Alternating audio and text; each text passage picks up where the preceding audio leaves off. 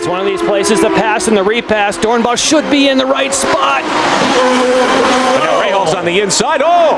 Rahal has to get round. Oh, Tracy gets into Rahal. Paul Tracy trying to come up through the field. Tags Rahal as he was spinning both cars off the racetrack. On board with Rahal. And caution. Full course yellow being displayed here with 3 laps on the board. Now Tracy's had a problem getting off here. He may be a sitting duck on the last lap. When do I use my power to pass? Do I save it now or do I use it on the next straightaway? Couple of corners to go. And Paul Tracy trying for his first Champ Car win in 2 years. There's still no power to pass. There's not the flashing light on the back of the car yet. Dornbos is going to wait till he comes off of turn number 8. Less than a lap to Cleveland. It gets no better. Glad to have you with us on CBS Sports. The Champ Car World Series Grand Prix of Cleveland. He should be on the power to pass now. Not yet.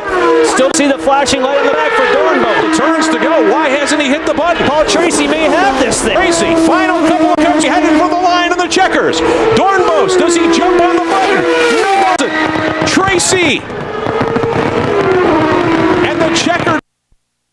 And Paul Tracy somehow takes the victory in Cleveland, and the question for Robert Dornbos will be, why didn't he hit the Cosworth power to pass? He's still got 35 seconds in the bank, and he never used it.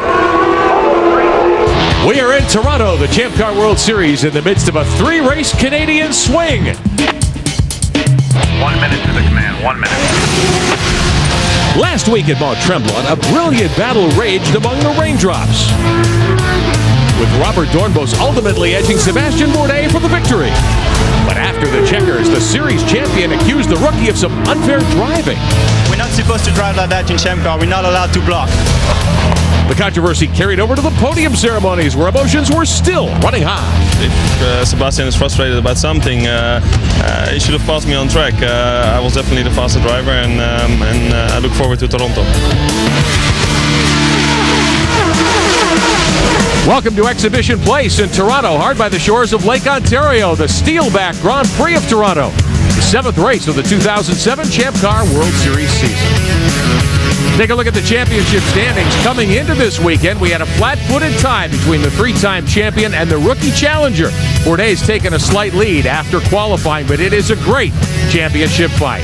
Hello again, everyone. I'm Rick Benjamin. Jan Beekes is alongside 1 week after Mont Tremblant, which was full of drama. And Jan, has Robert Dornbos gotten into Sebastian Bourdais' head? I think in that race he definitely did, but there's been a change of heart. We heard that from Bill Stevens, that Sebastian Bourdais is like a new driver, and the team is all smiles, and they've been dominant. Bourdais on the inside of the front row. Wilson alongside. Oriol Servia qualified great. He lines up 3rd alongside Simone Pagenaud, the very strong Team Australia rookie. And 5th on the grid, Bruno Junqueira for Dale Coyne's team. The lights coming on at Toronto. One car stalled on the grid. We had 3 dead in the water last week, and Servia takes the early lead.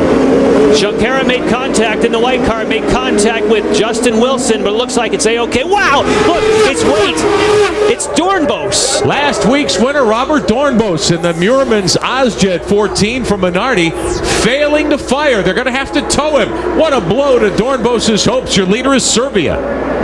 Bruno is 4th. Dan Clark and Tagliani. Tagliani up into 5th. Someone lost a wing. It looks like it's one of the Team Australia cars lost a wing in turn number 3. Oriol Servia with a great run to the early lead. One of the cars in trouble back a little further. That might be Clark. Here comes Tag in that Tide Walmart car. That's power behind him, so that means that Simone... Oh, look at this. It's Tracy. He's got one of the Team Australia wings. Oh! Tracy clouts the wall with that wing caught under the wheel. Oh, Tracy's day. Oh, and Gomendy. Big wreck on the racetrack. Big wreck here in Toronto. Graham Rahal's involved. He lined up 15th. We've got several cars stacked up on the short straightaway. On board with Tracy, Catherine Legg, who wrecked earlier this week. Full course yellow. We don't even get 1 lap on the board. Down into turn 3. There's a contact. And see, Paul won't know it's there. Right now, Paul doesn't know that he's pushing a wing because you can't see over over the nose of the car.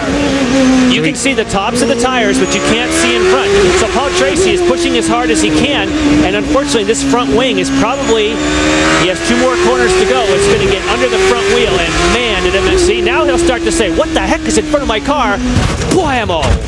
He locked up the brakes but had no steering. I'm guessing the left front wasn't in contact with the pavement there. You saw sparks, which means that the wing actually got underneath the car and lifted it off of the road. As soon as you saw sparks, you knew it would no longer be contacting, and that was a huge hit for Paul Tracy. See, at that point, it's underneath the tires. It's lifted the car. Oh, big air for Tristan Gomendy. Wow. Gomendy nearly went end for end in the pay-by-touch 22 car.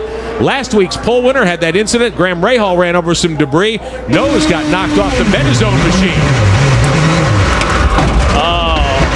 He got in the wet.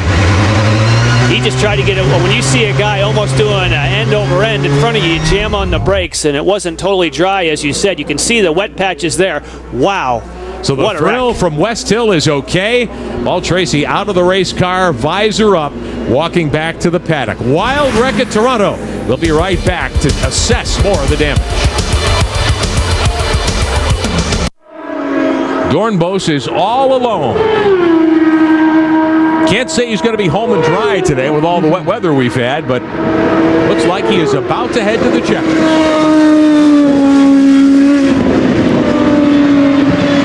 Final time around this 2.62 mile layout at the Circuit de Mont-Tremblant under the CDW Bridge.